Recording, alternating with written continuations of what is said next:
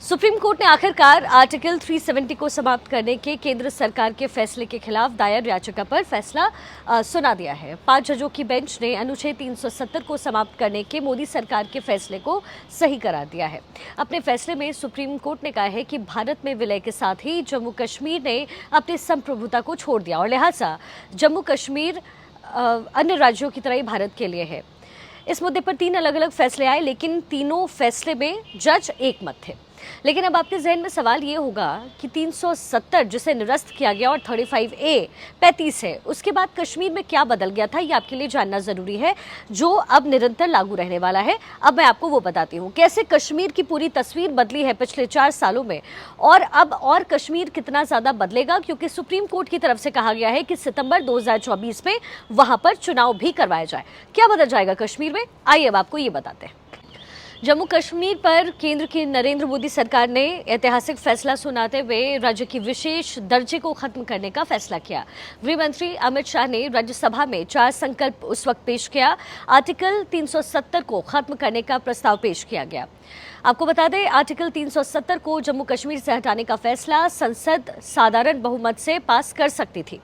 अब 5 पॉइंट्स में आपको बताते हैं कि आर्टिकल 370 हटने के बाद जम्मू कश्मीर में क्या कुछ बदल गया। आर्टिकल 370 हटने के बाद अब देश का कोई भी नागरिक जम्मू कश्मीर में संपत्ति खरीद पाएगा। इससे पहले जम्मू कश्मीर का स्थायी निवासी ही वहां पर प्रॉपर्टी खरीद सकता था। जम्मू कश्मीर में अब अलग झंडा नहीं रहेगा, यानी कि 370 हटने के बाद से ही राष्ट्रध्वज हमारा तिरंगा रहा। जम्मू कश्मीर में अब दोहरी नागरिकता नहीं रह गई। इसके साथ ही आर्टिकल 370 के कारण जम्मू कश्मीर में वोट का अधिकार भी सिर्फ वहां के स्थायी नागरिकों को ही पहले था, लेकिन दूसरे राज्य के लोग ना यहां वोट दे सकते थे और ना चुनाव लड़ सकते थे।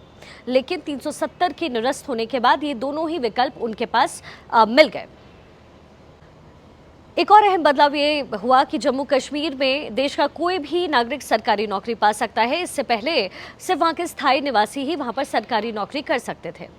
आपको ये बता दें कि गृह मंत्री अमित शाह ने जो उस वक्त प्रस्ताव पेश किया, उसमें जम्मू कश्मीर एक अलग राज्य नहीं बल्कि केंद्र शासित होगा, क्योंकि वहाँ पर जिस तरीके से आतंकवादी गतिविधियाँ होती है, इसका हवाला दे करके उसे पूरी तरीके से केंद्र शासित राज्य बना दिया गया। लेकिन अब इलेक्शंस भी 2024 में होने वाले हैं, वहाँ पर सुप्रीम कोर्ट की तरफ से यही बात कही गई है।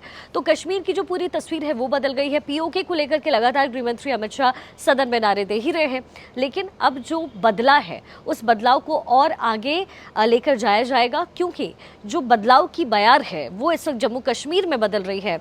और जो तस्वीरें मिल रही है, यानी लाल चौक पे फहराता हुआ शान से हमारा तिरंगा, वो तस्वीर और ये झलक शायद किसी ने पहले कभी सोचा भी नहीं होगा। तो कुछ इस तरीके से कश्मीर बदल गया है और कश्मीर के बदलने का जो सिलसिला है वो लगातार जारी है।